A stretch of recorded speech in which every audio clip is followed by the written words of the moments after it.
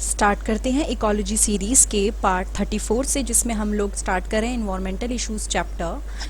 अब हम यहाँ पे बात करेंगे ह्यूमन पॉपुलेशन की, कि किस तरह से जो ह्यूमन पॉपुलेशन है उसका साइज़ इतने टाइम में बढ़ा है। लाइक लास्ट 100 ईयर्स में इतना ज़्यादा जो पॉपुलेशन का साइज़ है वो इंक्रीज़ हुआ है।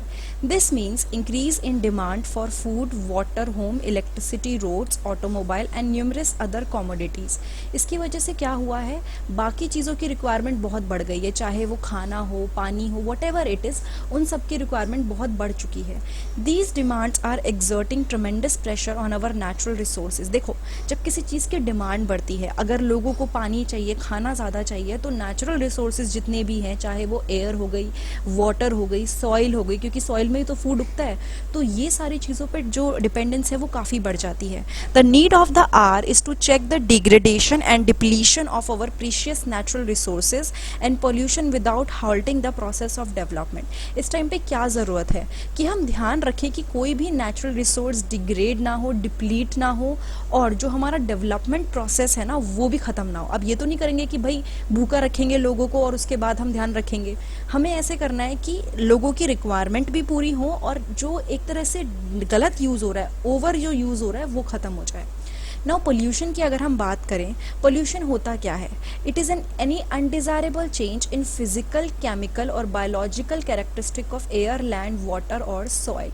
मतलब कि कोई भी चेंज आना जो बिल्कुल ठीक नहीं है, अनडिज़ायरेबल चेंज जो हमें नहीं चाहिए, ऐसा एक चेंज आना। फिजिकल प्रॉपर्टीज़, कोई भी पानी की फिजिकल प्रॉपर्टीज़ हो गई कि वो दिखने में किस तरह का लग रहा है या उसके अंदर प्लास्टिक मिल गई।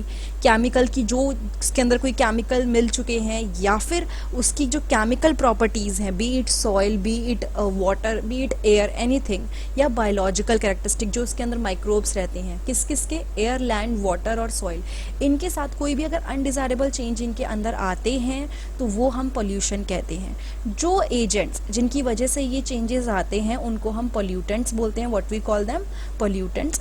इन order to control environmental pollution, the government of India has passed the environment protection act 1986। इनको बचाने के लिए, यानी कि इन्वायरमेंटल पोल्यूशन को कंट्रोल करने के लिए गवर्नमेंट ऑफ इंडिया ने इन्वायरमेंट प्रोटेक्शन एक्ट 1986 में पास किया था, ताकि क्या हो, हमारी जो इन्वायरमेंट की क्वालिटी है वो बेटर हो, वो इम्प्रूव हो। इसके अंदर एयर, वाटर एंड सॉइल पे काफ़ी ध्यान दिया गया था।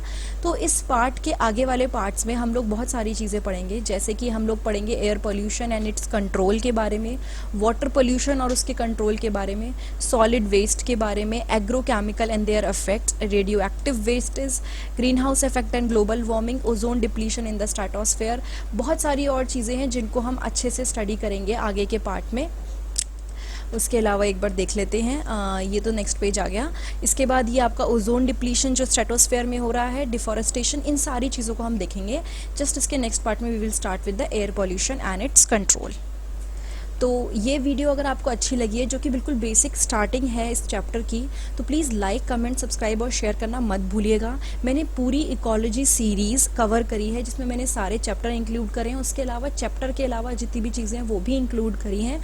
उसके लिए आप ecology series with Indian study YouTuber search कर सकते हैं, वरना डायरेक्टली मेरे चैनल पर प्लेलिस्ट पे जाइए या होम पेज पे जाइए, आपको वो सारे बायोलॉजी सेक्शन के अंडर सब कुछ मिल जाएगा।